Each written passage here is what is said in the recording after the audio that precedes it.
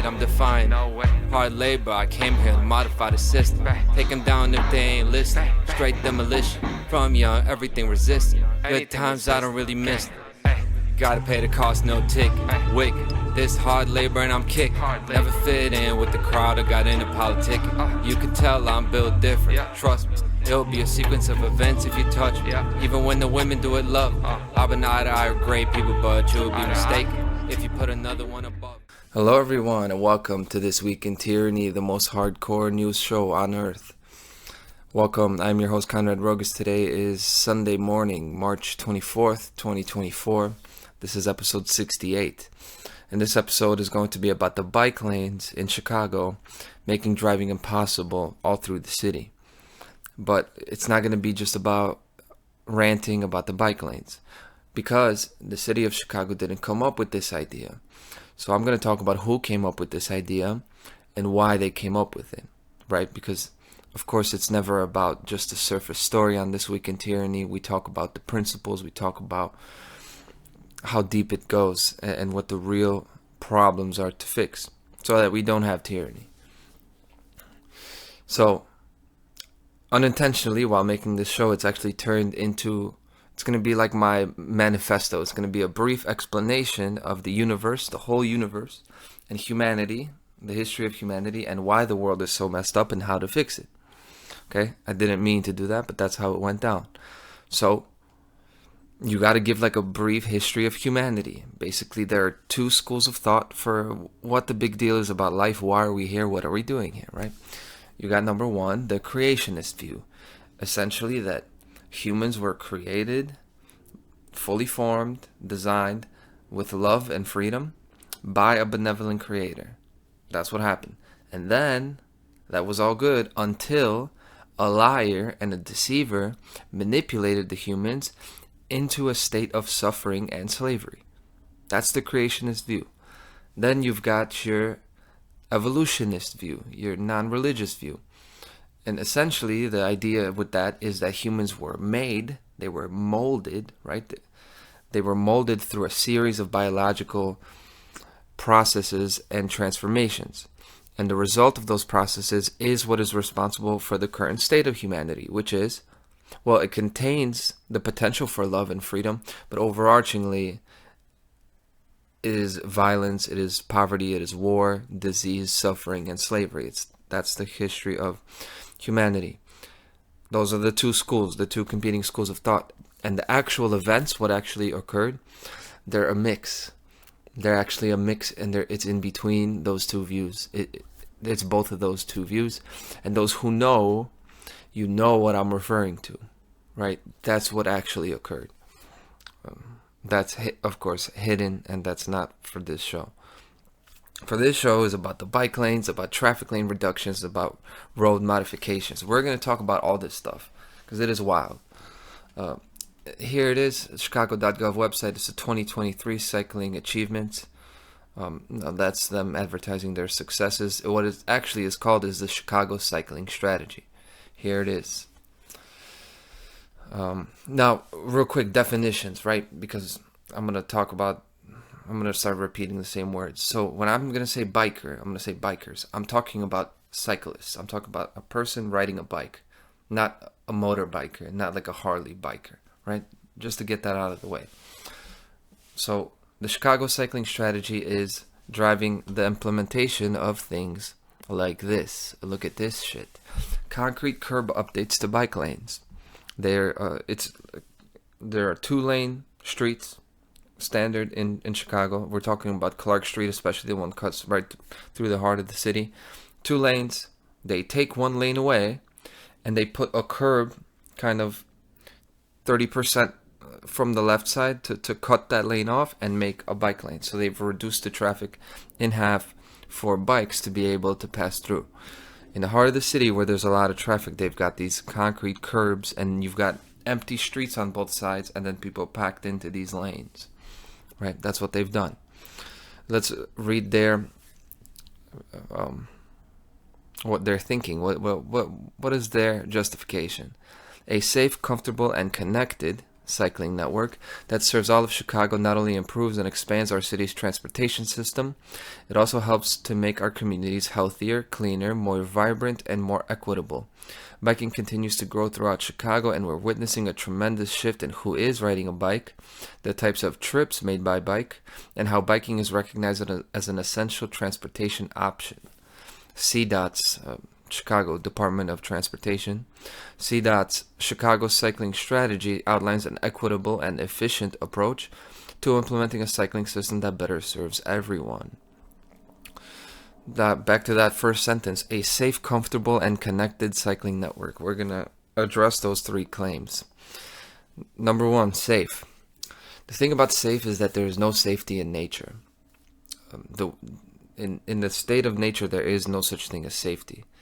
We create the state of safety, like human society does. And the way we create the state of safety in human society is by separating the levels of danger.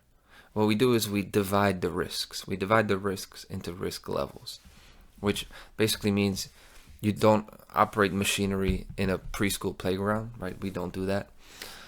If you're an everyday person, you're walking down the sidewalk, you're facing the everyday kind of level of risk. Low risk, but anything could happen. You know, piano could fall on your head. Now, then construction workers, they face a higher risk of injury. But like me, you know, when I go to a job, we know what we signed up for. Everybody knows what they signed up for. You make more money, but you have a risk, right? That's why you got workers' comp insurance and other things, you know.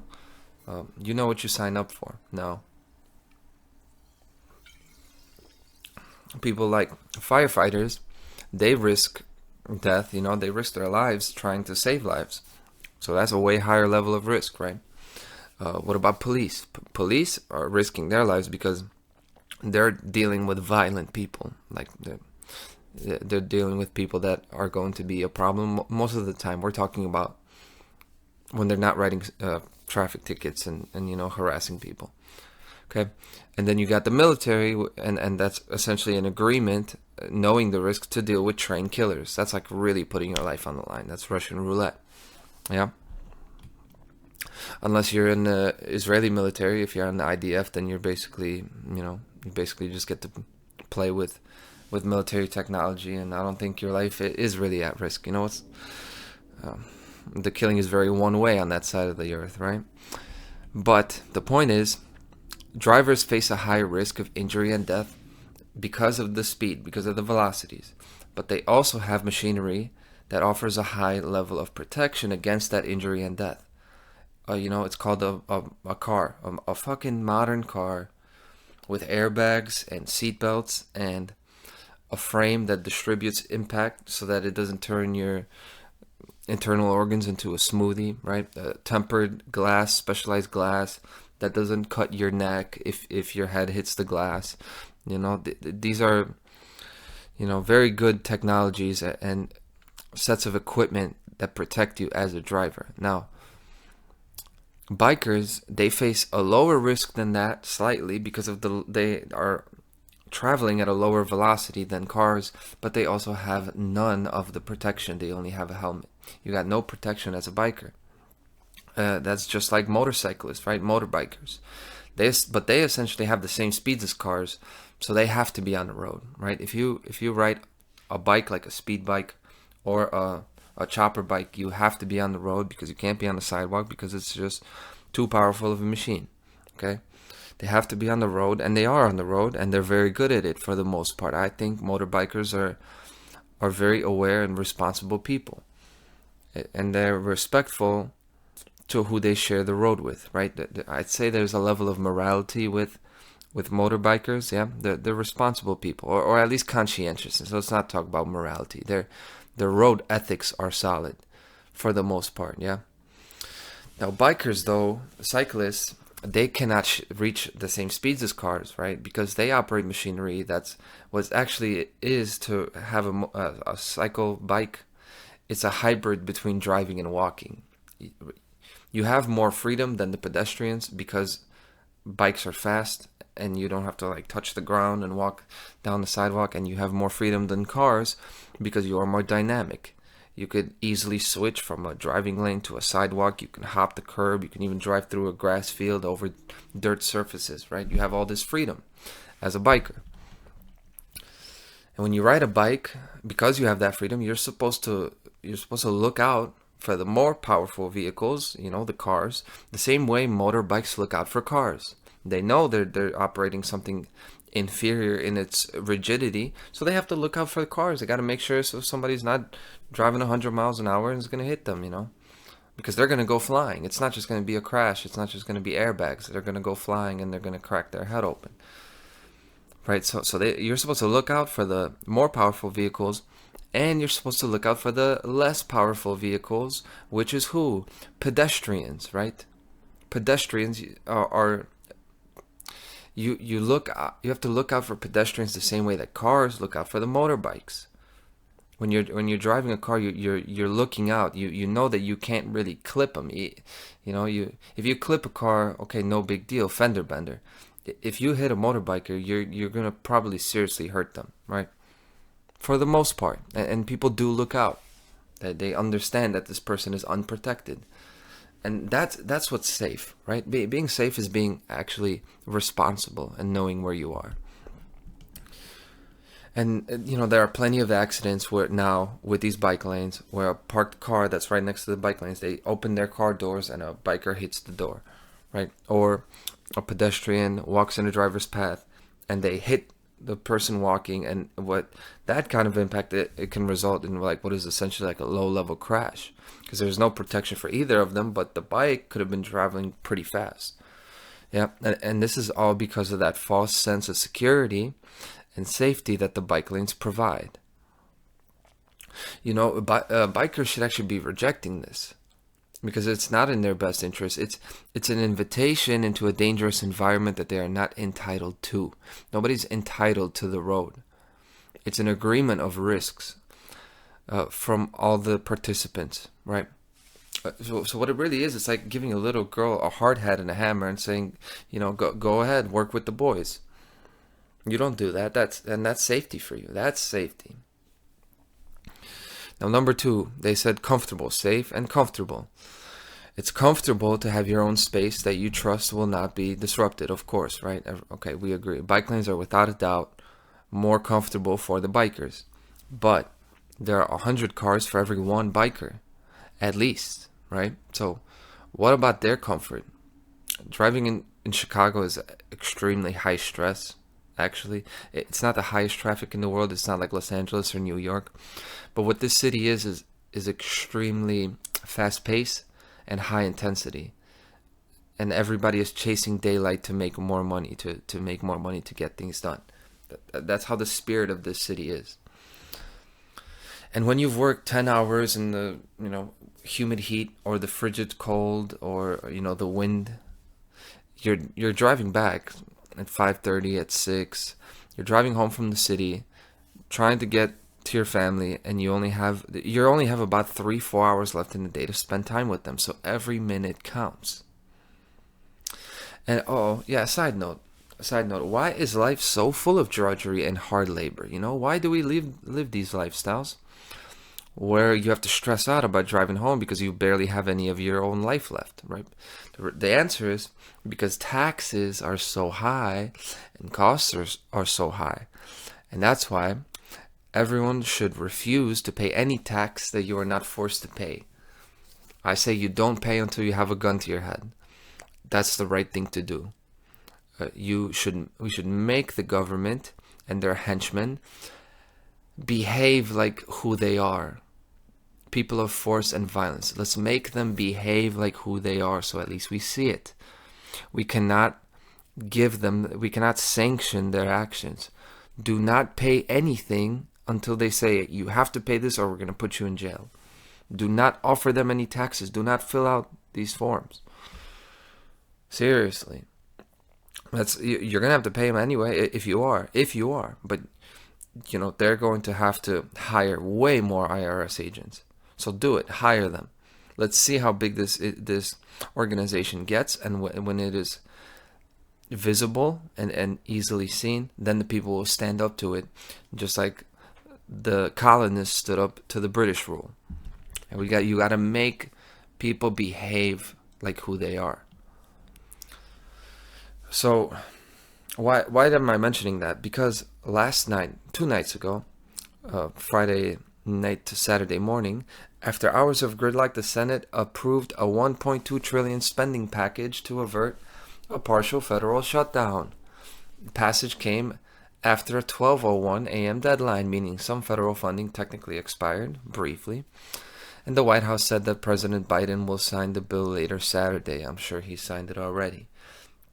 So, we've been hearing about this for a couple of years now. There's always this deadline, and the government is like procrastinators, and they can't figure out how to pass the spending bill.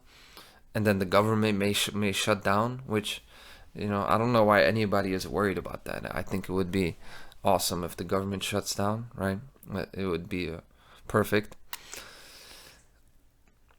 So they always threaten this government shutdown. So then last minute they pass these spending bills, 1.2 trillion,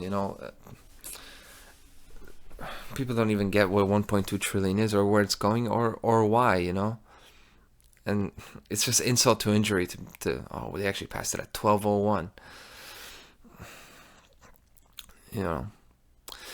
Setting that aside, I'm going to set it aside. The point is, as long as any U.S. government branch or agency carries out the will of the United Nations, I'm going to be talking about the United Nations. As long as they do what the United Nations say, they are illegitimate, making them a treasonous organization.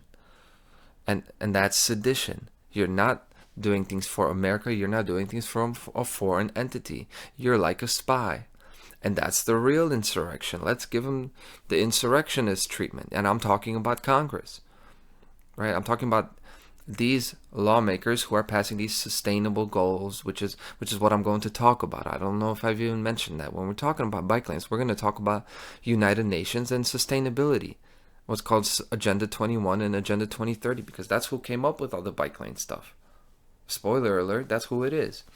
So if you're doing their bidding and not following the Constitution and the structure of the representative republic of the United States, then you're a seditious, treasonous organization, and that's the real insurrection, and it always has been.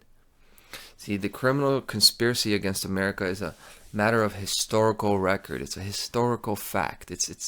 Yes, it's a conspiracy because they conspired to do it, but it's not a theory. It's like an actual fact. The Bavarian Illuminati was founded May 1st, 1776. On May 1st, which is the socialist high holy day, the holiday of socialism and communism, that's 2 months before the Declaration of Independence of the States of America, of the American states. That's how dangerous and well coordinated this plan is. They're 2 months ahead of the beginning of the country. The official beginning of the country. At this point, the war was already in effect, right?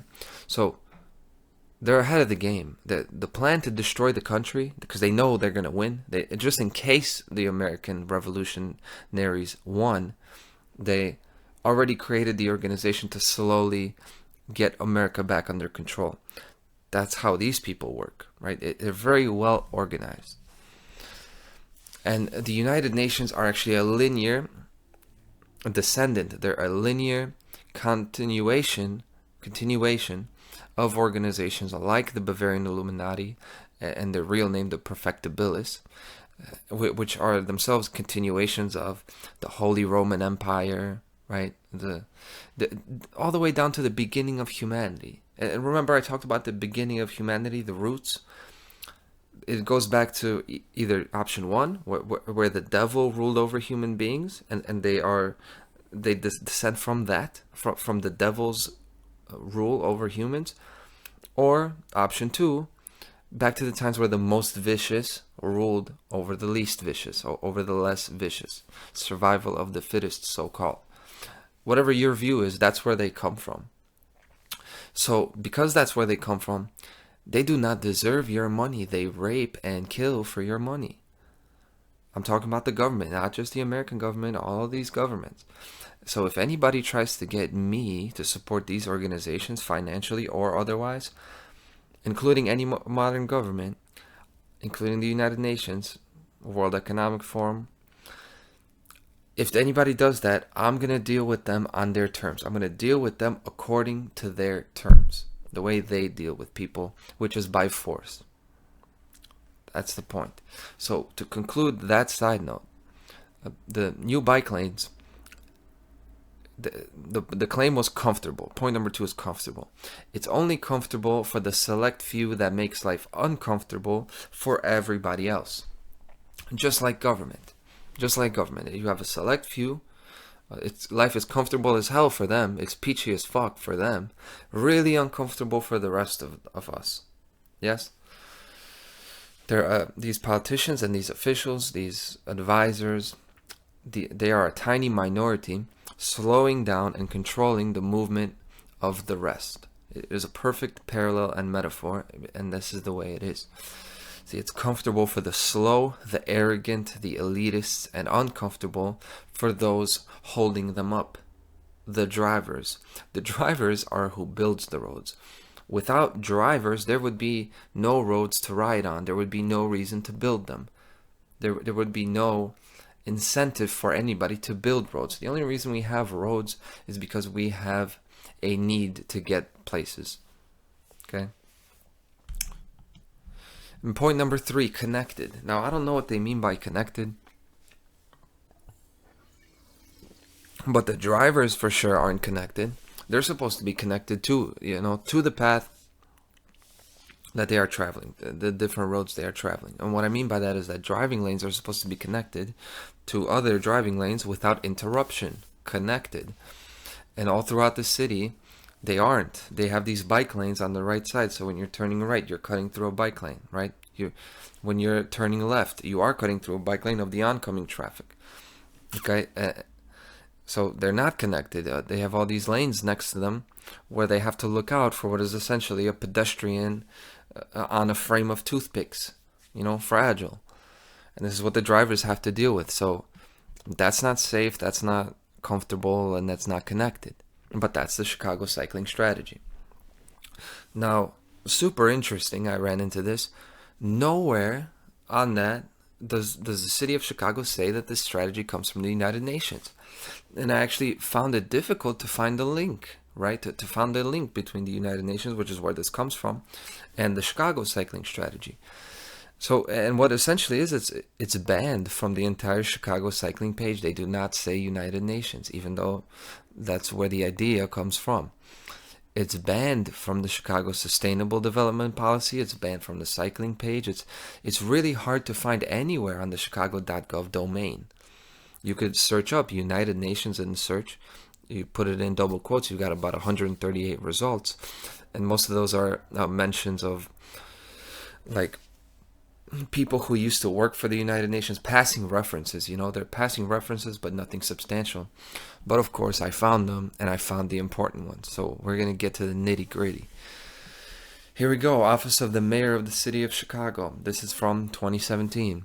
Mayor Emanuel announces climate summit for North American cities to be held in Chicago.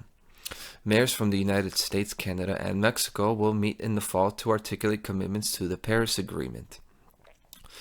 Chicago Mayor Rahm Emanuel announced today that Chicago will partner with the Global Covenant of Mayors for Climate and Energy and all of its partner city networks to host a climate summit for North American cities in the late fall.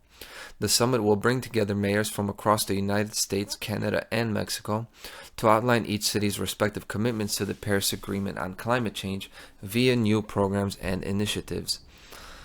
Now, did you catch that? Global Covenant of Mayors. The Global Covenant of Mayors, reading on, is excited partner with Mayor Emanuel. Excited partners, yeah, I bet. Excited partners with Mayor Emanuel and the city of Chicago on this important summit that will showcase the remarkable city leadership on climate change that has emerged in North America, said Cristiana Figueres of the Global Covenant.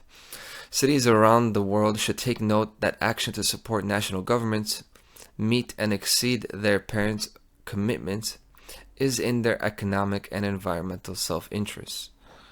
A bit of choppy writing. That was a bit hard, but the Global Covenant of Mayors for Climate and Energy, Global Covenant.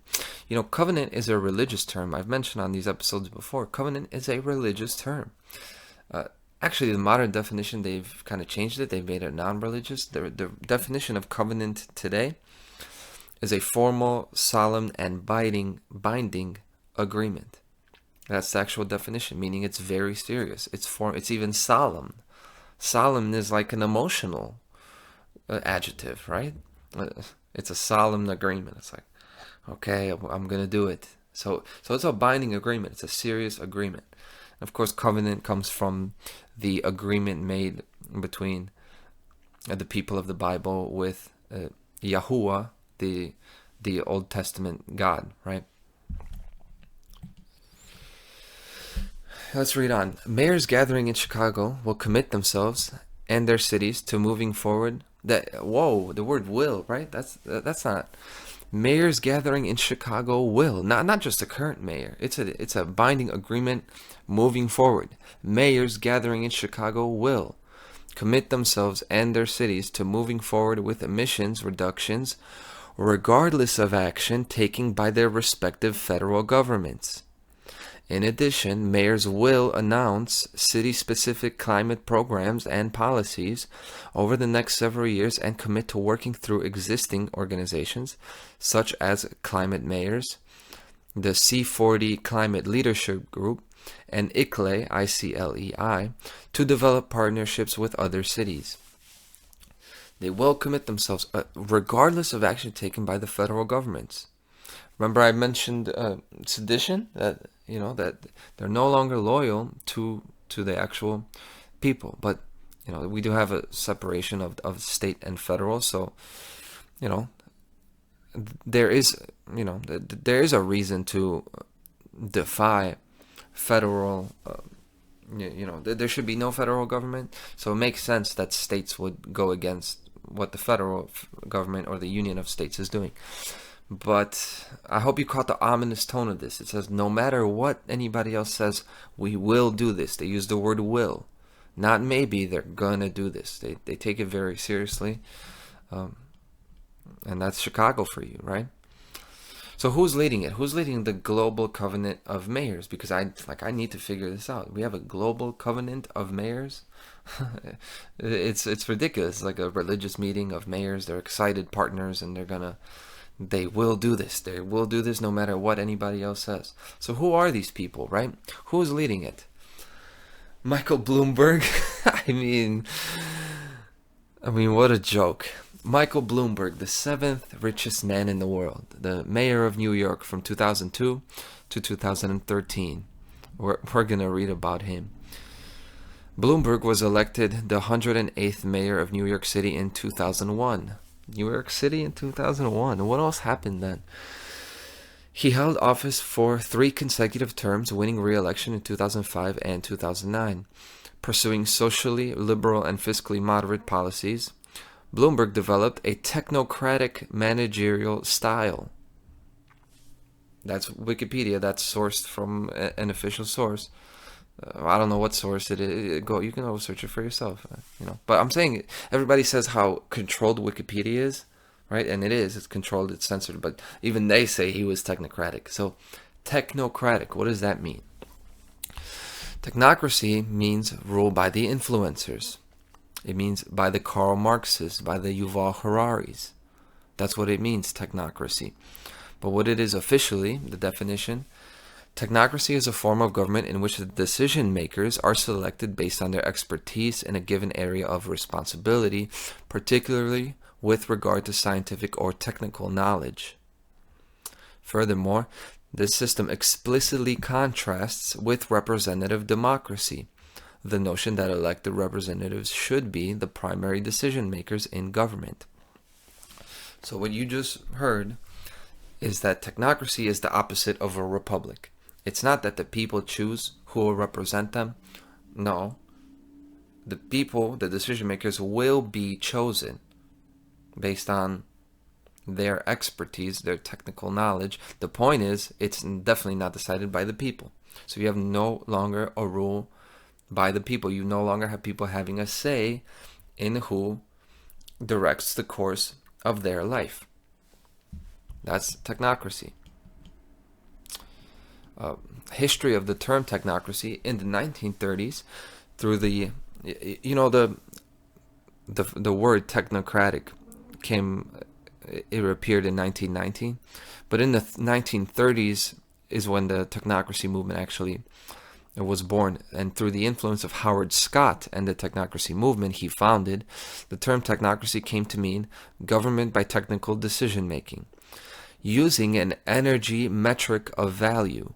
Scott proposed that money be replaced by energy certificates denominated in units such as ergs or joules, equivalent in total amount to an appropriate national net energy budget, and then distributed equally among the North American population according to resource availability.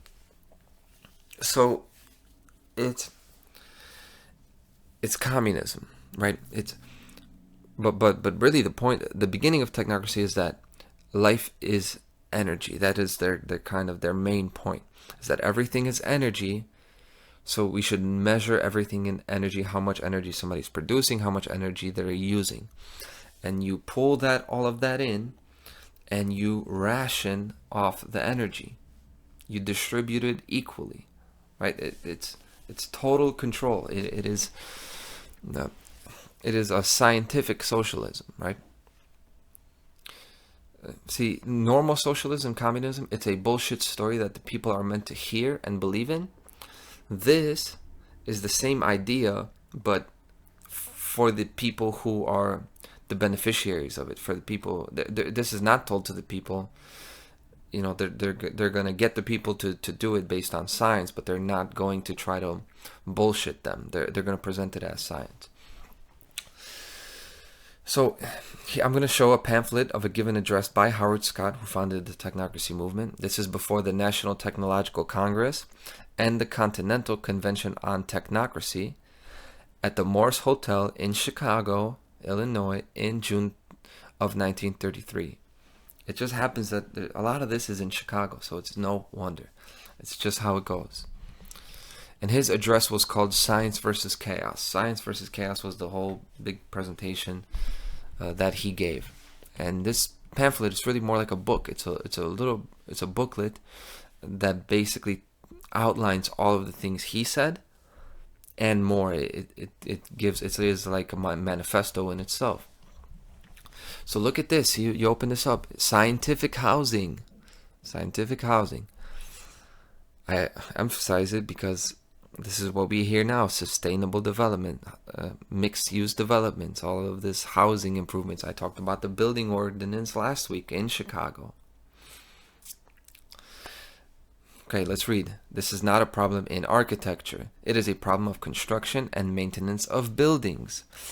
It involves a consideration of materials. Materials must be chosen of which there are ample quantities, eliminating from serious consideration the so-called metal houses talked of by some of the modern architects.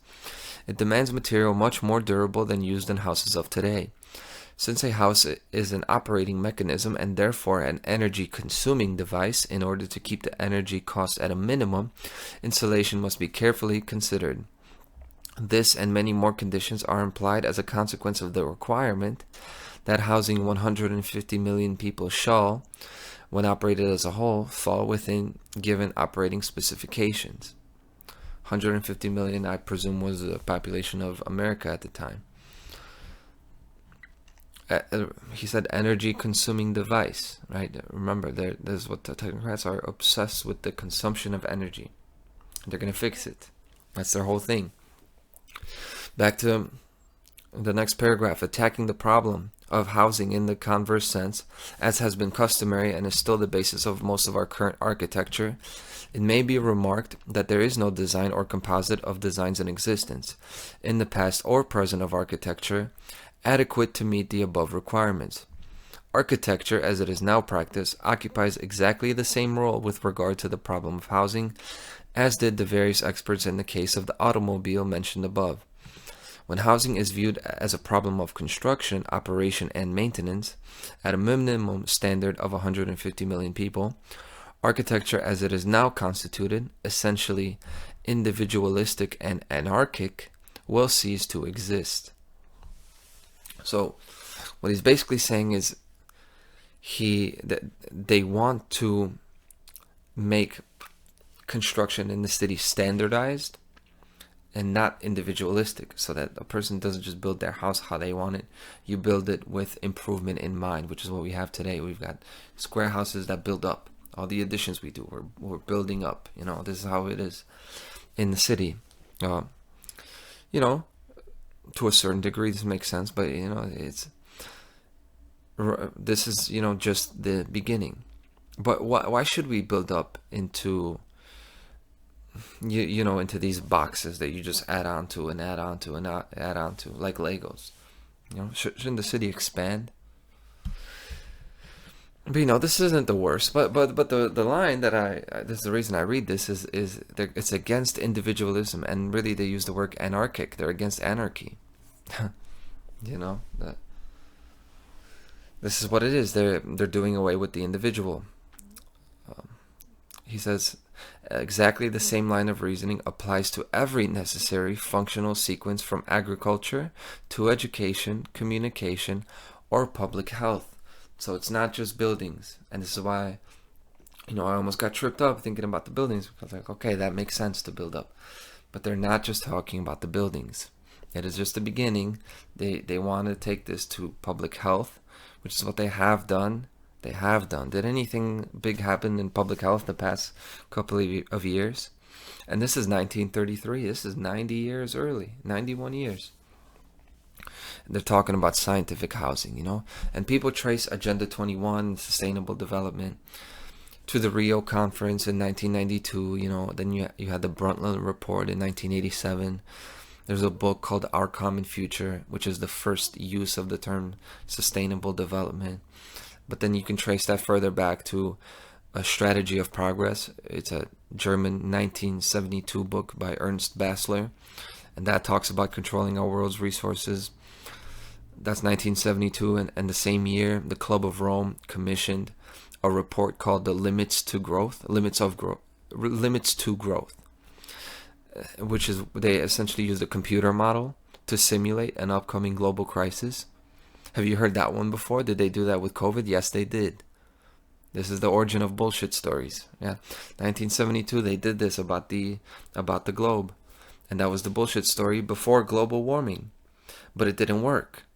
See, nobody cared, because in 1972 they didn't say it was going to be global warming. That wasn't a thing yet. They didn't say that the climate would be out of control because of human beings. That Club of Rome report, Limits to Growth, said that industrial production and free use of resources were the problem. That there's a chart where the use of resources and basically freedom, right?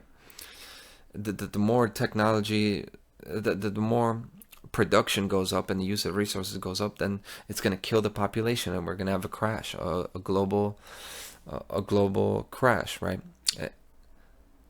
And their culprit was not the economy, the environment, or it was not the environment and ecology. It was industrial production and free use of resources. So in 1972, they were actually honest and truthful about what their problem is.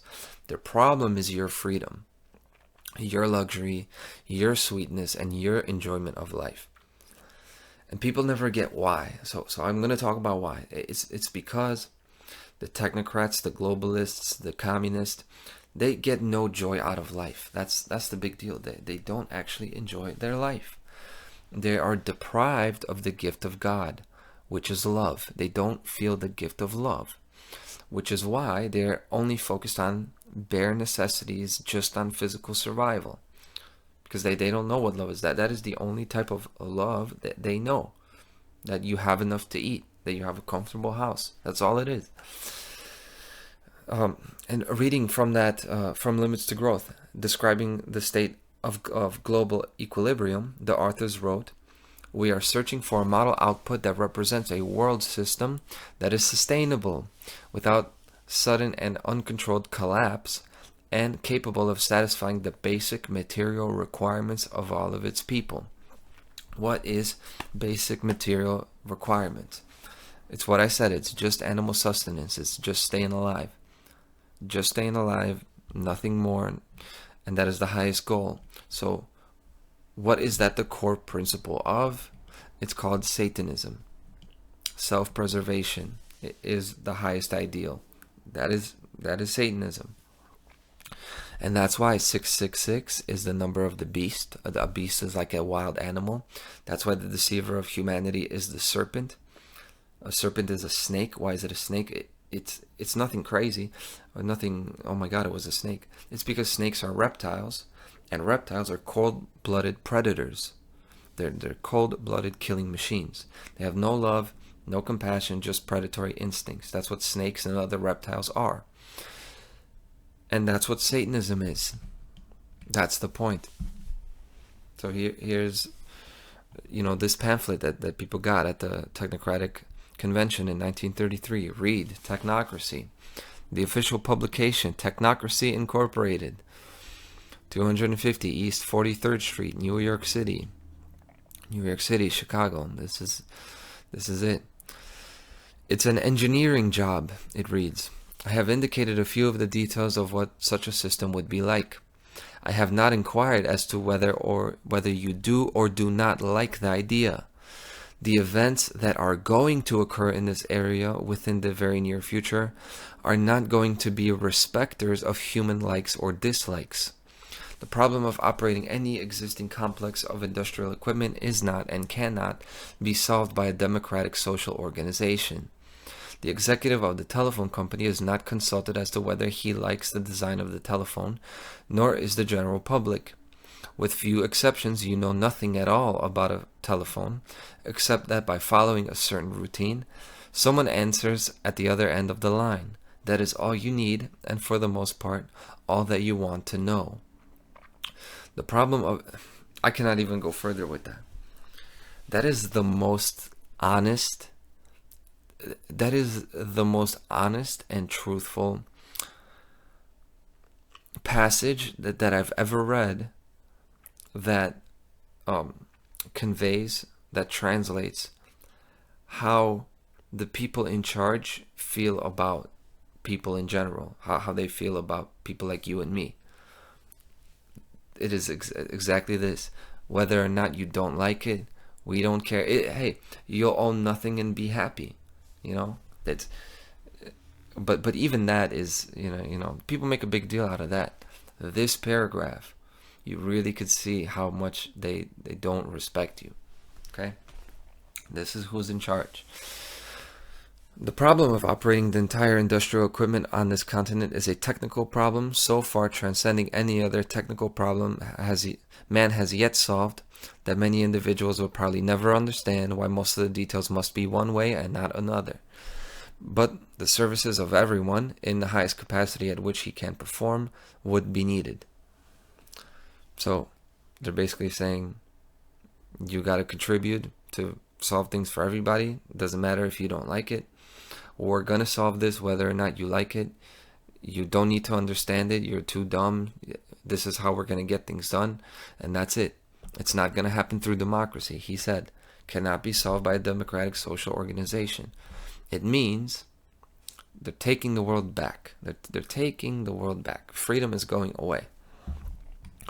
Fortunately, it has been demonstrated that once the basic necessities of economic security have been achieved at a not uncomfortable expenditure of personal effort on our part, we are so constituted physiologically that by a rapid process of habituation, we find and pronounce such circumstances to be good. So to put that in like everyday language, he's saying that as long as you have enough to eat, if you have enough to eat, if you're not starving, and you're somewhat comfortable, right, that you're given basically your daily food, we are so constituted physiologically, it means that what happens to the human body, if they are just given enough to eat, and that's it, because of a rapid process of habituation, which means getting them used to it, that the humans find and pronounce such circumstances to be good. So what they're saying is they're going to give people their daily bread, their daily food, really without them having to go out and get it. and the human body will be satisfied with that, and they'll actually think that that is life, that that is actually good for them. That is what they're saying here. This is why I read this long, complicated thing, because the way it reads, it's hey, 90 years ago. But hey, they were honest, at least, these technocratic guys. So we've gone really far off the path of bike lanes, right? We've swerved off the lanes. We're off the road. But actually, it's crucial to know the roots of what today it's bike lanes, right? The buildings ordinances, banning the gas stoves, banning the leaf blowers. Evanston has banned gas-powered leaf blowers. Evanston is a state just north of Chicago. It's a bit north of Chicago. It's like a student town. It's very progressive. And I currently have 2 projects in Evanston. I work here. They actually banned gas-powered leaf blowers. Here it is. It's true. They're talking about banning the snow blowers as well, but I've heard that going around. But the gas-powered leaf blowers are banned. They've banned them. Combating pollution and other environmental impacts. The city of Evanston is committed to fighting and preparing for the impacts of climate change. This has led to the creation of the Climate Action Resistance Plan, or CARP. This plan calls for carbon neutrality by 2050, zero waste by 2050, and 100% renewable electricity by 2030. Included among the many goals outlined in CARP is the phasing out of using gas and propane-powered leaf blowers. In November 2021, the Evanston City Council adopted updates to the city's leaf blower ordinance, which states the use of gasoline-powered or propane-powered leaf blowers is not permitted after April 1st, 2023. So, people get lost in the everyday stuff. You have to go back, you have to trace the history of life, actually. Life begins, as far as we know, life begins with consciousness.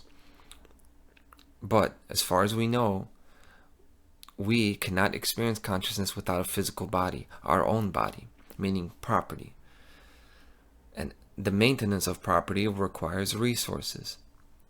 And therefore, whoever has property and resources experiences life. We cannot experience life without property or resources. But, of course, there is an exception to this formula. There is an exception. You actually can experience the joy of life without property or resources with a thing called love. Love is it's between 2 people in the sharing of their bodies, their minds, and their spirits, which is their property. Your mind, your body, and spirit is your property. Your resources. So love is sharing those resources based on what is an unstoppable desire to enrich the object of their love. You want better for them. That's the definition of love. People make shit so complicated. That's what love is. You're sharing everything because you want the best for them. So, and when we die and our consciousness leaves our body, we return to a state of cosmic love. Not love between 2 people. It's a different form, a different level of love. But it is universal, which means it's sharing the property and resources of the entire universe. The plants, the animals, the air molecules. Right? And we do that, until we take or make the opportunity to experience embodied life again. That's kind of the cycle. That's the cycle of reincarnation. You have embodied life in a body where you can actually experience this stuff. You can experience personal love, the most concentrated, crazy, intense form. And then you leave and then you go back to a cosmic love where everything is kind of okay. Everything is shared. Everything is fine. Now, like I said before, the Michael Bloombergs, the Karl Marxes, the Yuval Hararis, the Satanists, they can't experience love. They can only experience life through property and resources. Remember, there are two ways. You either have property and resources, or you have love. Otherwise, there's no life. So, and because these people are up, they're actually biologically and spiritually incapable of experiencing love. They don't feel it. They don't know it. Like a psychopath. Right? Psychopaths don't actually feel that. They can't. Because of that, they have this hole that can never be filled. They just need more resources, more property. This is an extreme case of parental abandonment. It's all parental abandonment. And parental abandonment is when a little baby, right, an infant or a young child, is deprived of the love of their mother and father, really, but primarily the mother, because that's who gives birth to a child. See, human pregnancy, birth, and nursing, that is like the most turbocharged, concentrated gauntlet of love ever devised by the universe. That we know of. There's nothing more powerful. And that is what they've been deprived of, these people. Because they can't feel it, they can't experience it. It doesn't matter, even if they were, raised properly or raised with love, they won't feel it. There's a disconnection with these people, and most of them are abused as children, or many of them. And these people, like the UN, like the IRS, like the WEF, they're going to subconsciously attempt to alleviate their trauma through the control of all possible property and resources. Subconsciously. See, these people, they actually don't fully understand this. And the reason they don't understand is not because they're not smart enough, it's because they don't have the faculty to understand the heart. If you don't have the language to understand something, you can't understand it. You first need to form the picture. You first need to imagine it. Otherwise, you don't understand. So they don't actually understand what this is like. But they understand intellectually all of this stuff. And probably they understand much more than I know about them, right? They understand this stuff, like they could read it and see it, but they're still lacking, right? They're lacking because this is cut off within them. The attempts to control others are actually a universal sign of weakness and inadequacy. They're weak, right? They're holistically weak. But where these people are strong is in their dedication. It's in their will. It's in their repetition, like a reptile or a hawk, right? The birds of prey, an owl. And that's why the IRS is that symbol of the bird. That's why there's the eagle on the dollar bill. That's why all these governments have symbols of eagles. Hey, Mexico, Germany. What's all these eagles? What is that all about? What is up with these birds of prey, right? That's why they're using these symbols, the owl, because that's what the rulers throughout history have used as their symbol, because they go for the kill again and again and again until they catch their prey. It's a very materialistic, animalistic way of thinking. The strong survive. Only the strong survive. That's them. And these people, they work tirelessly to obtain all possible property and resources. Right? If they can't get love, they can substitute love through property and resources. And if they do succeed, if this plan works, totally, then if it works, then love will leave the world. There won't be any more love. There will only be resources. And humans will fail to reproduce. Over time, the people will not have a soul, and you're basically going to have like a world of robots. And if this actually works, there will be no one to repair the machines. AI is not smart enough. And even if they have, synthetic fertilization, no one will be able to produce, because people who are enslaved, if we have global slavery, they're not going to have any individuality, and individuality is the thing that drives life. So people will actually just no longer desire to do anything, and everybody will die, and only the plants and animals and minerals will remain. And that's actually what perpetual balance with nature means. They talk about equilibrium with nature, perpetual balance with nature. That doesn't mean you're running through a field and everybody has enough. No, that's what individuals do. That's what it means to actually be separated from nature but compassionate. If you're in balance with nature, that means you're dead. When we're in balance with nature is when we die. Then we really balance out with nature. So that means the end of human beings. And they know this. It's a suicide mission. And this, they know. They know it's a suicide mission. They are fully aware that life without love is purposeless. Their life has no meaning. And the ancient plan is to control all property and resources. It's an ancient plan, and it's a rebellion against life. That's actually what it is. It's saying, if I can't have it, no one can have it. And this is why they plan, 100, 1,000, 10,000 years into the future, because they know that life does not end when you die. They know morality, and they know that you incur your karmic debt, that the results of what you did here, you're never going to escape justice. So you're going to have to live in a responsible way. You're going to have to take responsibility of your actions. These people who have all this knowledge, who have been the rulers, they know that they don't deserve the position they have. So it is like just saying, if I can't have it, no one can have it. It's a crabs in the barrel mentality, and it's Cain and Abel. It's right out of the Bible. Why did Cain murder Abel? Because God favored Abel's efforts.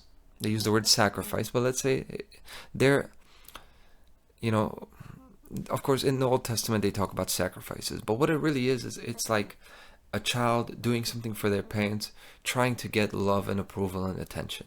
And God favored Abel's efforts over Cain's. And that's the story of parental abandonment. It comes from the Bible. It comes from Adam and Eve. It comes from the Bible. It comes from being driven out of the garden. It comes from a parent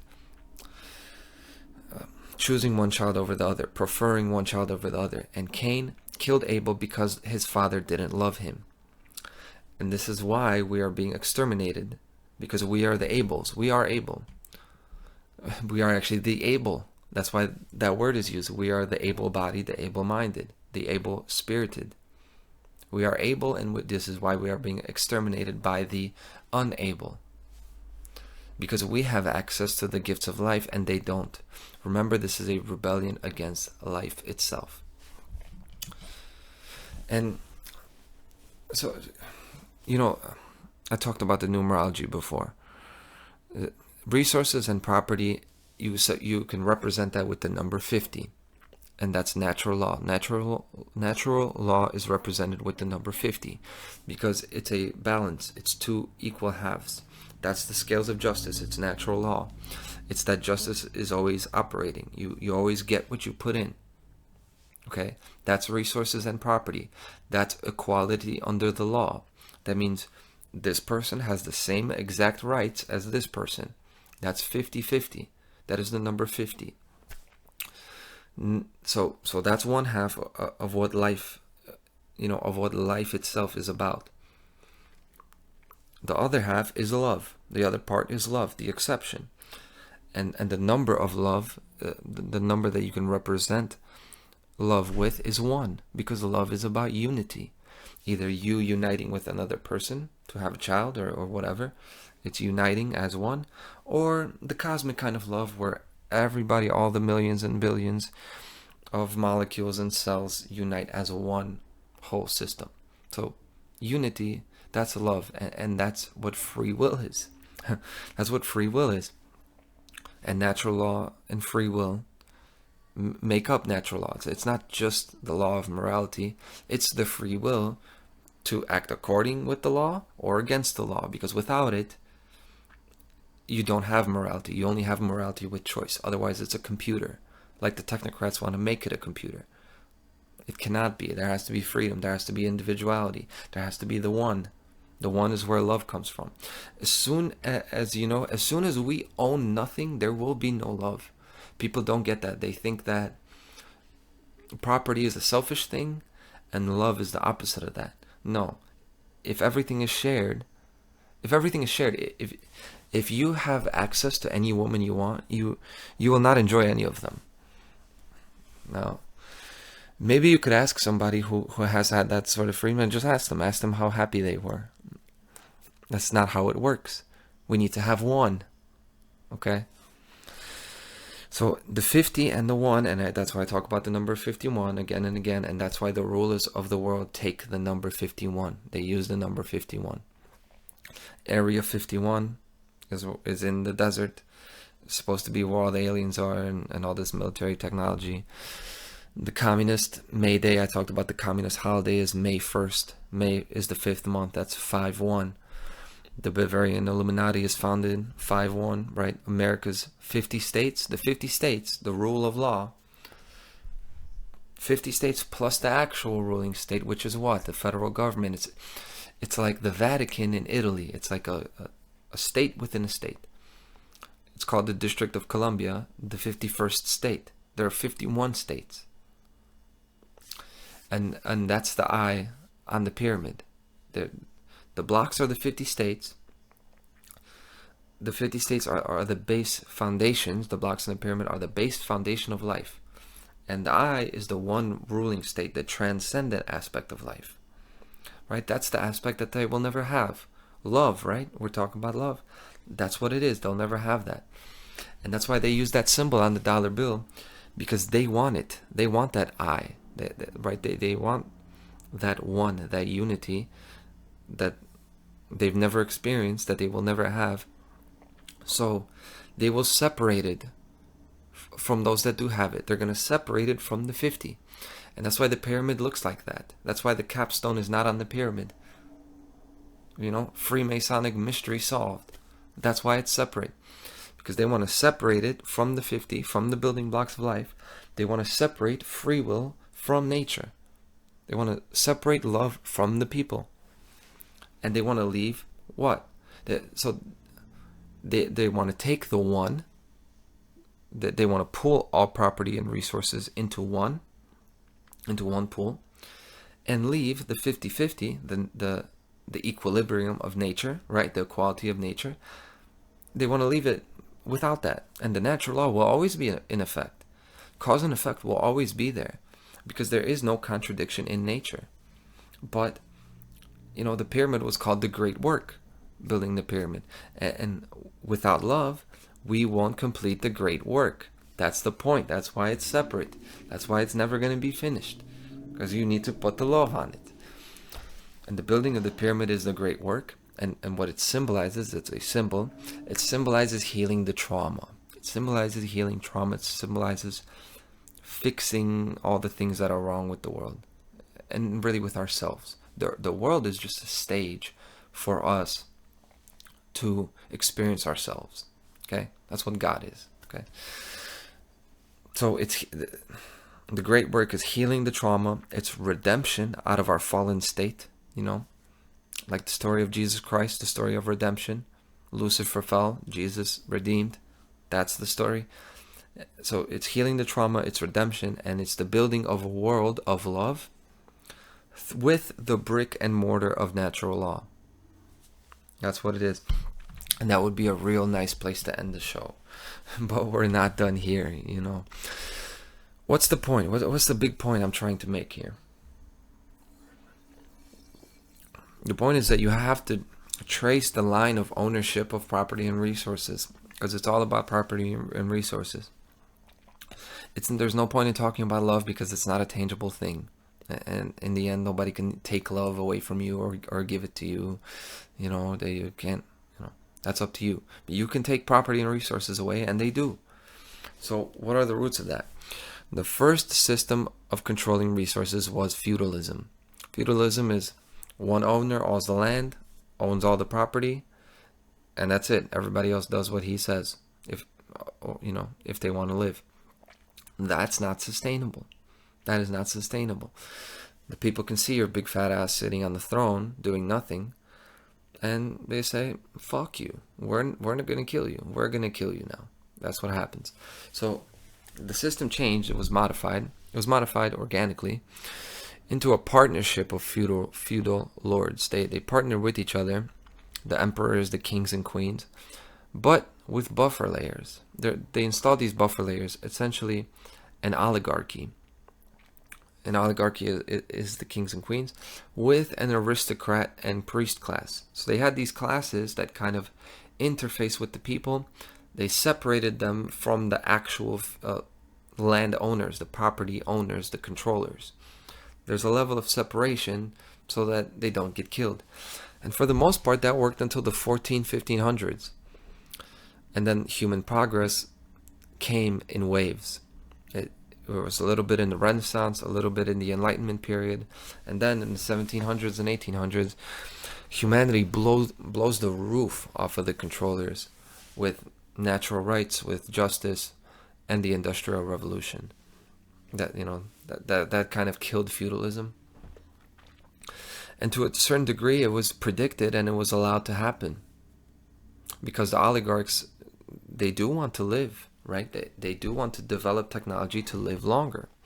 They are concerned with their base level of survival. So when they saw that human freedom cannot be stopped, they let America go. They actually let America go.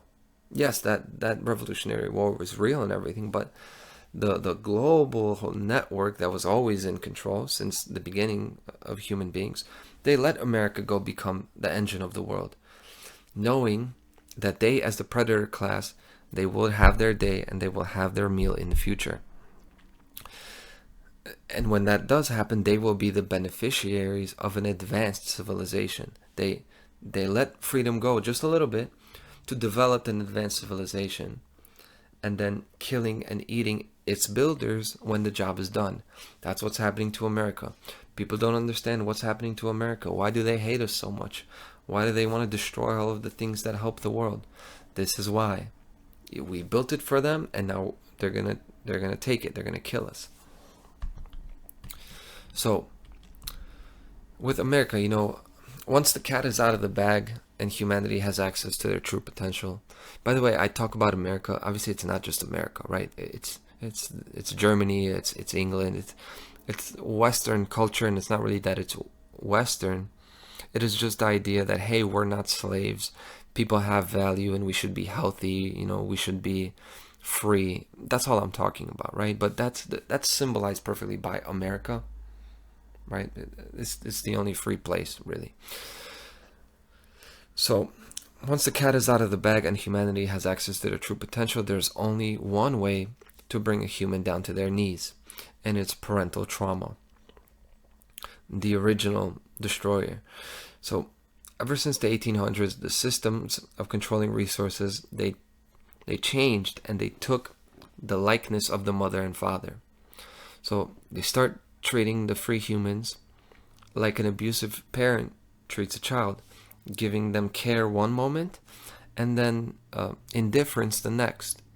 And that develops what is called a trauma bond. That is psychology. You could type this in on YouTube, you'll get a million psychologists talking about this, okay? It's called the trauma bond. And in practice, how it works with governments is that we are told about a better world, we're told about love, we're told about care for all. We're told about a sense of togetherness. And the oligarchs now, who they took off their crowns and they started calling themselves public servants, they kind of accepted that, they conceded defeat. Like, okay, we're not kings anymore, or even if we are kings, we will do what you say. We'll have representative government. They call themselves public servants now, and they claim to work to manage and distribute that love and care that they talk about to those who need it the most. Helping the animals, helping the homeless, helping the sick, insurance, retirement. This is what they do. Those are the symbols of care and love. So they claim to distribute that to those who need it the most, plus protect them from harm. And those two, they're the functions of parents. Giving love and care to those who need it the most, that became socialism and communism. That is the feminine aspect. And then protecting the world from harm, that became technocracy. That is the masculine part, the form that these governments took. And the bike lanes, the sustainable goals, the global covenant of mayors, this comes from technocracy. See, socialism was the immediate counterpunch to the Industrial Revolution. It took hold in Europe and set up there, and really it is still going strong there. Then in the early 1900s, you had kind of the male answer. You have technocracy taking hold in America. This is in America, that it originated, and it quietly went underground. Technocracy, this Howard Scott 1930s technocracy movement, just kind of went away, fizzled out. No one knows what happened to it. And that's because what happened to it is it became Nazism and eugenics. and then you had World War II, and that fell apart, and that became the United Nations. October 24th, 1945 is when the United Nations are created.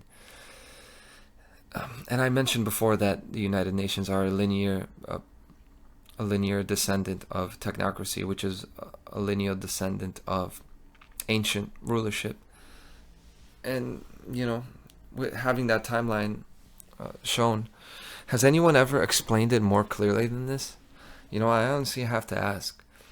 And I have to say thank you. I have to thank Mark Passio, especially with the stuff about parental abandonment and all of this in general. Rosa Koire, or I always want to say Quar, rest in peace to her, and James Corbett, because I saw an interview with them and James Corbett, longer video about sustainable development this week, just to refresh myself about it. So I have to thank those people in helping me put this together, and of course Ayn Rand, because the stuff about man's mind being the source of production and energy, and really Ayn Rand is so influential in all this stuff. So I have to credit those people that I can come up with this, but I think this, the way it comes together here, this has got to go on the front page of the website, because that is it. That is your explanation of all of life, of what the big deal is happening in the world today. But we're not done yet. I'm not done yet. We're talking about Michael Bloomberg, right? So let's talk about Michael Bloomberg. As the mayor of New York, Bloomberg established public charter schools, rebuilt urban infrastructure, and supported gun control, public health initiatives, and environmental protections. He also led a rezoning of large areas of the city, which facilitated massive and widespread new commercial and residential construction after the September 11 attacks. Oh yes, so what that means is he was basically granted the task and the glory, the credit, of rebuilding New York City after 9/11. If you remember that time, that was a time where we all have to come together and we will build back better, remember? This is what happens in trauma bonds. This is what happens in abusive homes. The parent lashes out, or the husband, they lash out, they abuse their woman, they make her feel like nothing, and then he says, oh my God, we're gonna make it all better. Then there's all this love, and that's what a trauma bond is.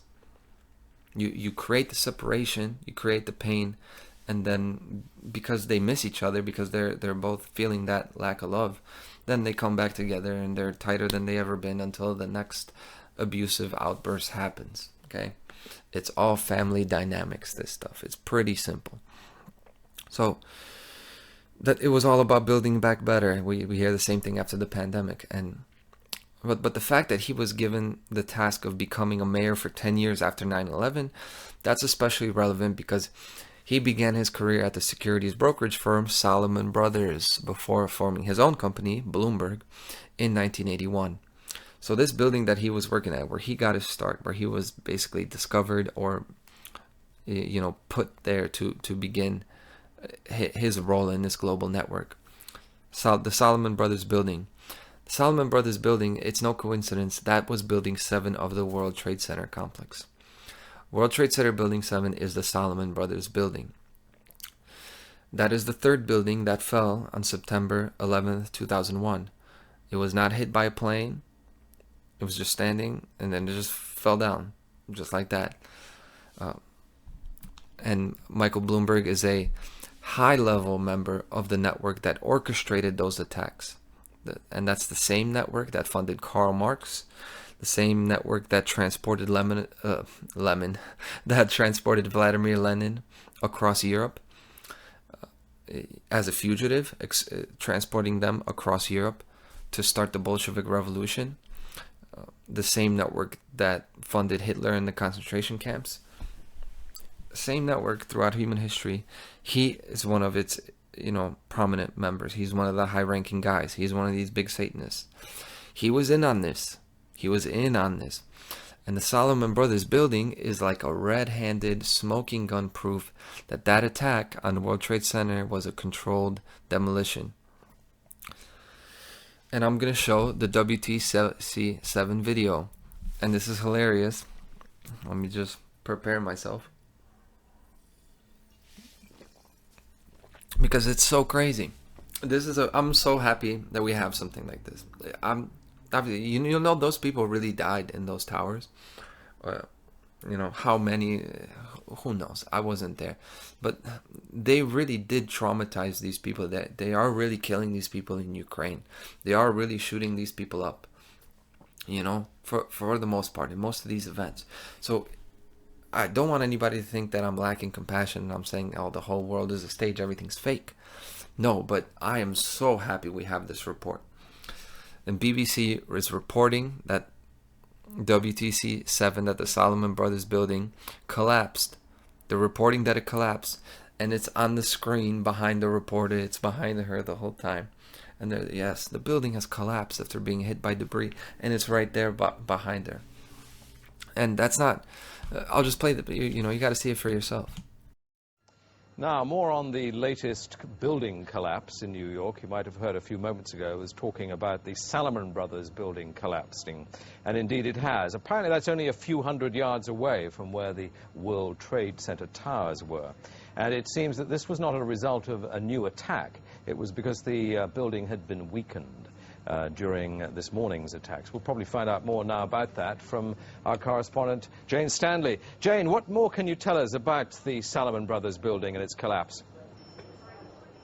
Well, only really what you already know. Details are very, very sketchy. There's almost a sense downtown in New York behind me, down by the World Trade Centers, of just an area completely closed off as the rescue workers try to do their job. But this isn't the first building that has suffered as a result. We know that part of the Marriott Hotel next to the World Trade Center also collapsed as a result of this huge amount of falling debris from 110 floors of the two twin towers of the World Trade Center. As you can see behind me, the Trade Center appears to be still burning. We see these huge clouds of smoke and ash, and we know that behind that there's an empty piece of what was a very familiar New York skyline, a symbol of the financial prosperity of this city, but completely disappeared now, and New York is still unable to take on board what has happened to them today. Presumably there were very few people in the Salomon building when it collapsed. I mean, there were, I suppose, fears of possible further collapses around the area.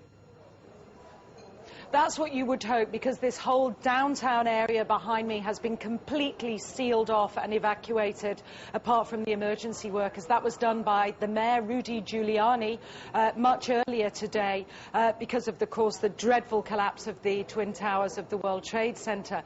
But New York, very much a city still in chaos. The phones are not working properly, the subway lines are not working properly, and we know that down there near the World Trade Center there are 3 schools that are being turned into triage centers for emergency treatment. And I know that over in New York Harbor, where the famous Statue of Liberty is.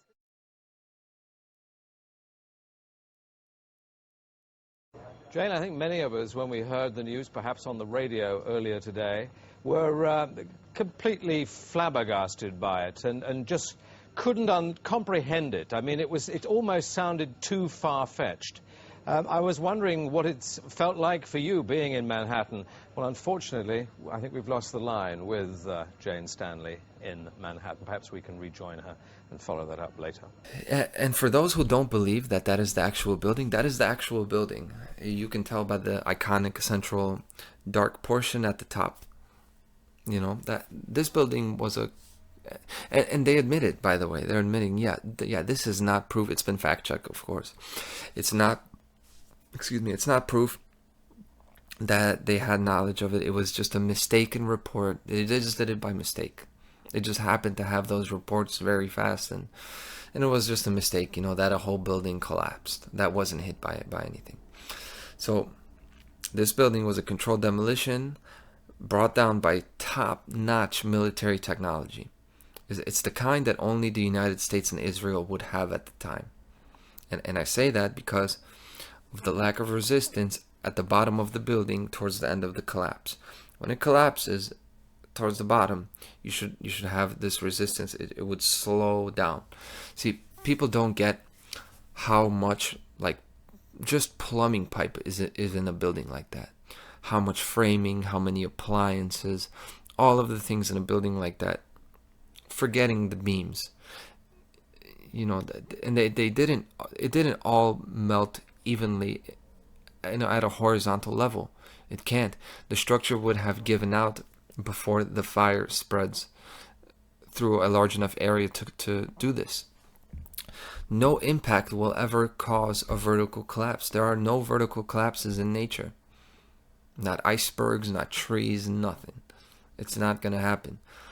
It didn't collapse as a result of a fire or a collision. No way. That's never occurred in human history. It's against the laws of physics. Straight down into its framing is actually the only way that a structure can't collapse. It could collapse all different ways. The only way it can't is the way that it did.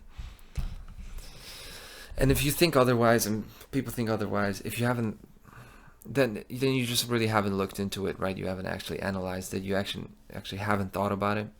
What fire and debris damage would do to a building like that, what it would actually look like, what it would look like if it failed structurally. You probably never saw a metal beam installed. You never held a torch. You never seen anyone cut through one. You never cut through one. You didn't see how it goes. You never drilled through a metal joist, probably, let alone a metal beam, right? So you don't know. And really, it's a joke, right? It's a joke because when you see it, it's really a joke that architects and engineers believed this shit. But where it isn't a joke is that this is what happens in these abusive relationships where a spouse is abused her whole life. And people see the situation from the outside. They see that they're trying, she's trying so hard. And this person is just like trash. And he mistreats her and totally uses her, takes her money, her time, gives her nothing in return, having all these things that they think, oh my God, how could they possibly not see what they're a part of? Well, that's what trauma does. That's what trauma does. That's what a trauma bond does. And this is why all these people that should really see, they've studied their whole life, they know that buildings don't fall like this, they believed it. This is why. And I'll play the video, of course.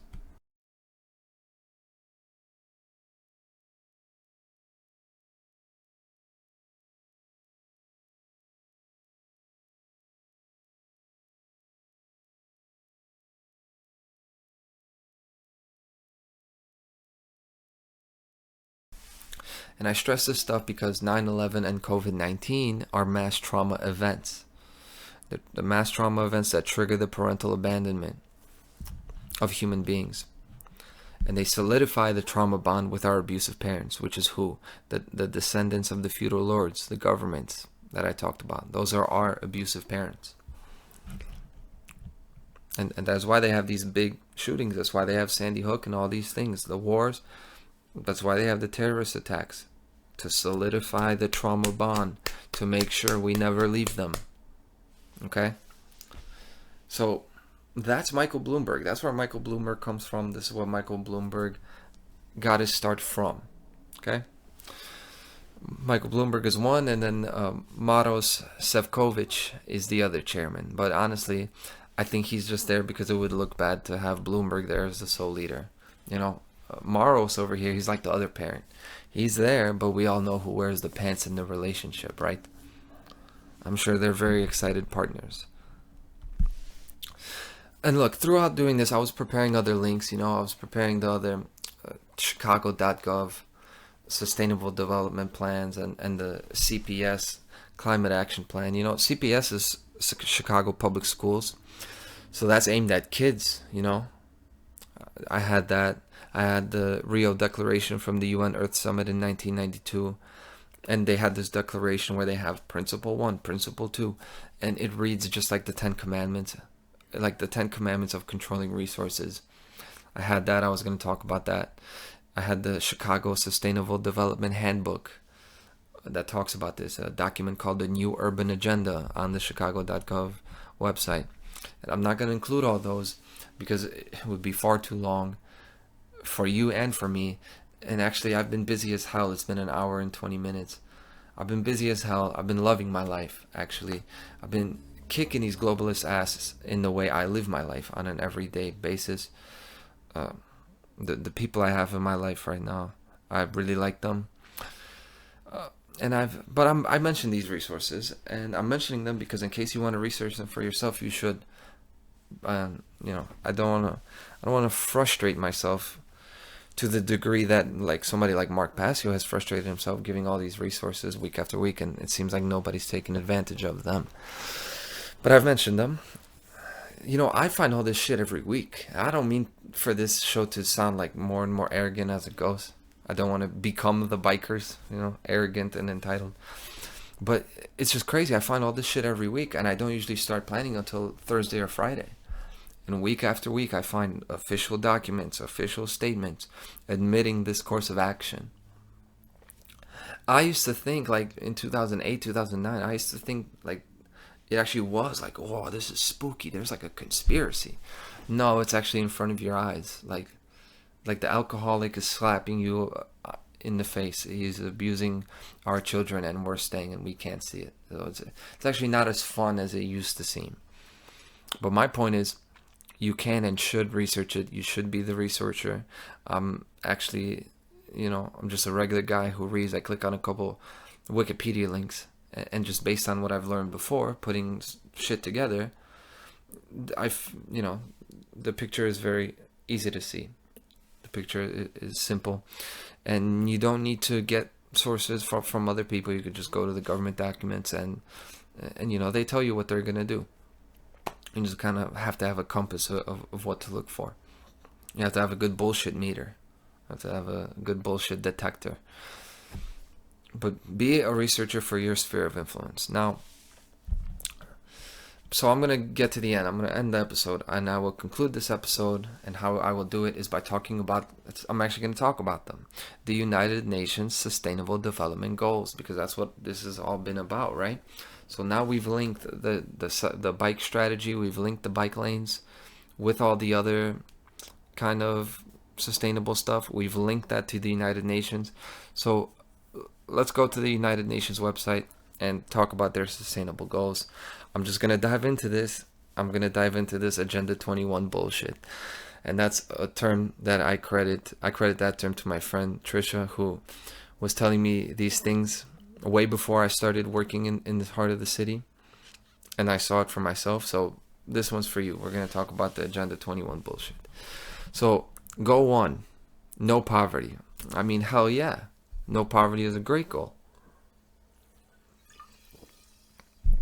Cycling is an affordable and simple mode of transport, enabling access to an education, jobs and markets, and community activities in both urban and rural areas. The bicycle is often the only affordable technical means of transport for people and goods. Yeah, correct. A lot of people can only afford a bike. So the answer is not to have more bicycle transport, it's making the better technical means of transport more affordable. Very simple. And you can start by making the registration free, the vehicle registration free, and waiving the sticker fees. Take away the stickers, take away the registration, let's make transportation affordable. How about that, You know what's sustainable? Buying something once and owning it. Paying for a car when you buy it and not every year. Okay? So there's my rebuttal to point number 1. Goal 2, zero hunger. Well, that's kind of like an encore of goal 1, right? Zero hunger, no poverty. Cycling plays an important role for many small-scale food producers. It can provide secure and equal access to land, resources, and inputs, knowledge centers, financial services, markets, and opportunities for non-farm employment. So, apparently, bikes make the food... Wait a minute. Where does food come from? How does food get places? Doesn't it come from the trucks and semis? Right?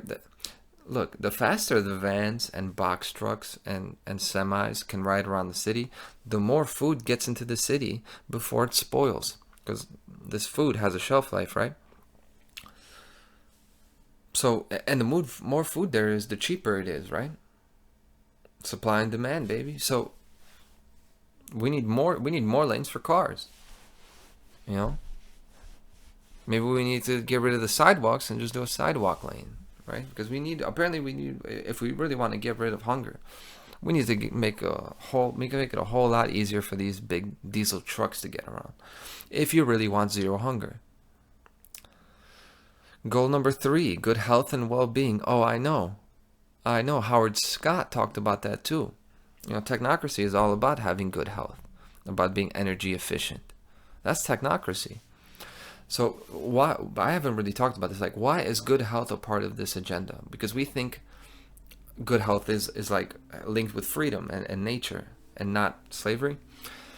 But it's not so much about good health as it is about physical work, physical exercise. Because remember, the technocrats are about energy. They don't know love. They only know the human body as a computer-like, biological, efficient machine, a robot. And that's what the globalists are. A person without love and compassion is a program. They are programs. Cycling generates healthy and non-air polluting lifestyles. The physical activity cycling generates reduces heart diseases and other negative impacts of sedentary lifestyles. Air quality and road safety improve when individual motorized transport is replaced by cycling. Creating safe conditions for cyclists contributes to reducing the number of global deaths and injuries from road traffic accidents. So I think that was goal 4, right? That was something, but the point is, they talked about reducing heart diseases. No, that has to do with health. So, wait a minute. The COVID-19 vaccine didn't do so well for heart health, did it? Right? And the UN was all over that one. They were all over that one telling you to get the vaccine. But I think that kind of hurt some people with their hearts, right? And rest in peace to everybody that actually died. It's not a joke. And it pisses me off thinking about all the people getting sick now. Holy smokes, So that's good health. And, they talk about how much healthier of a lifestyle it is. Look, these bikers aren't doing no intense exercise. They're not sprinting. It would be much better to walk or run. What they're doing is they're putting their Tour de France gear. They're putting on their stuff. They're probably daydreaming about the last time they felt like a real man. Okay? And air quality is also false because the air quality actually gets worse with these bike lanes because the traffic gets more congested.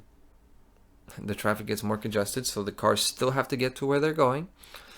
So they're on for the same amount of time, but they have to be on for longer. There's more exhaust fumes, right? It's worse air quality, actually. The time to get to places increases.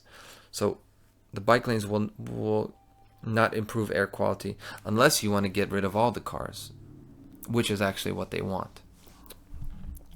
And they talked about road traffic accidents. The accidents I already talked about.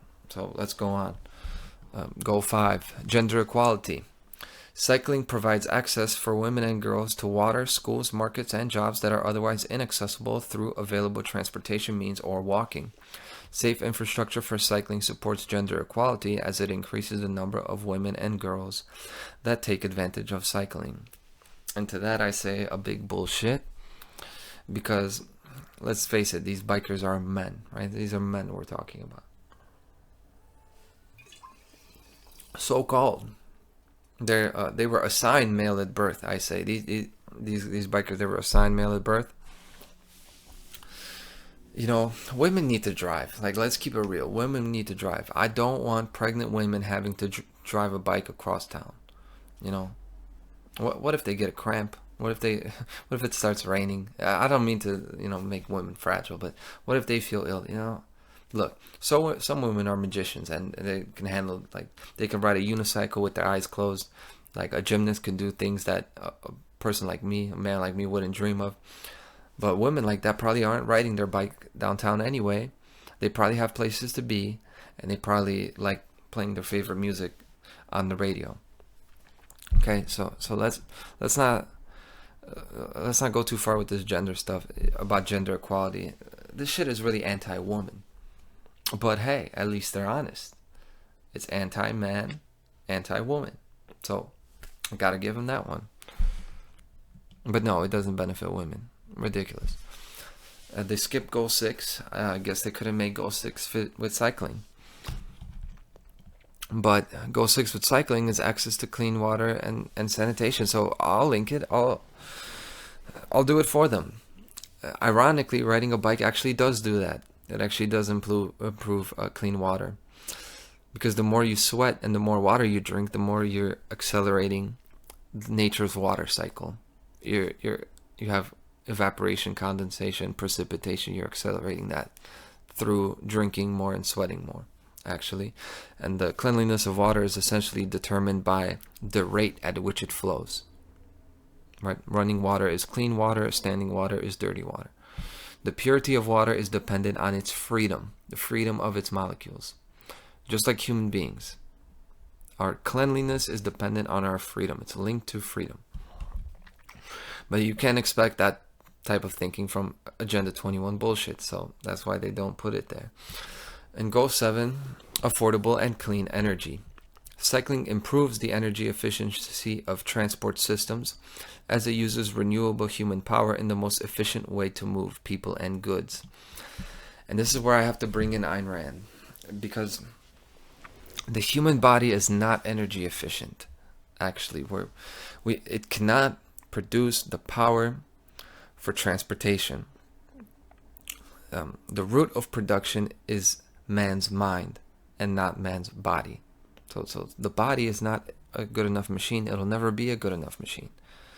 I can't even go outside for a day without getting sunburned. And you think I'm going to be the energy efficiency that powers machinery of the city of Chicago? But my mind can, right? Your mind can do this. The root of production is man's mind. We need better technology. We need easier ways to travel more distance in less time. Why? Because the whole point of a trip, what makes a trip meaningful and what makes it make sense, is to actually get to where you're going. Unless you're in love and you're just taking a trip just to take a trip, and then you can go anywhere and just breathe the city air. You can even admire, you can count the candy wrappers on the street and admire the garbage even, and you'll still have a beautiful time. But hey, even that doesn't happen on bikes though, because we don't love bikes and helmets and we're alone on bikes. We don't love bikes, we love people. So these trips, this transportation where love actually happens, it happens on planes, it happens on ships, it happens on trains, and in cars. So that's Ayn Rand for you. And I won't go through the other 10. You get the point. Okay? And I hope you have enjoyed my take on the Agenda 21 bullshit in Chicago. It was very fun for me. So, and since I'm including personal friends, I'll include another one of my personal friends in this one, Dan Alexander. I was watching his video last night where he talked about this guru, right? This guy, spiritualist guy. He touched on something that I agree so strongly with. And it has a lot to do with this so-called spiritualism, especially those who claim the ancient Far East traditions, right? We're talking about the guys from India, the meditation, the mindfulness, all this stuff. And specifically the part where they're saying things like, the world is perfectly fine. Everything is as it should be. Let's accept things as they are. Which is partially true, but in reality, it's just a different flavor of bullshit. And what Dan said actually is that, yes, there is universal perfection, which is that things are what they are.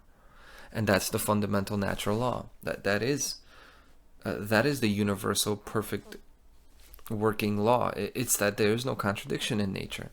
The law is in effect, no matter what is occurring in the world. Justice is occurring in all times, in all places, at all times. Okay? But human beings, we are living wrong. Human beings are living wrong. We're doing harm to ourselves.